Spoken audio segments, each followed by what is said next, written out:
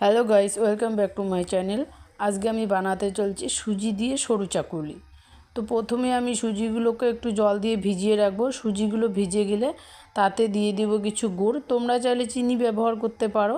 তারপর আমি সুজি আর গুড়গুলোকে মিক্সড করে নিয়ে তাতে দিয়ে দেবো ময়দা, কিছু কর্নফ্লাওয়ার, তোমরা চাইলে চালের গুঁড়ো ব্যবহার করতে পারো। তারপর সেগুলো মিক্সড হয়ে গেলে আমি কিছুক্ষণের জন্য ঢাকা দিয়ে রেখে দিব।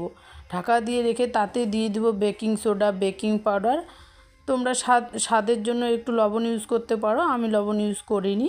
তারপর তাতে প্যানে দিয়ে দেব কিছু সাদা তেল দিয়ে ভালো করে গরম হয়ে গেলে তাতে কিছু ব্যাটার দিয়ে সেগুলোকে আমি হালকা আছে ভেজে নিব।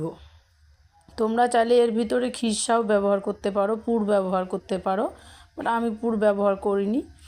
তারপর আমি একটি ত্রিকোণ শেপে ভেজে নিয়েছি। তোমরা চাইলে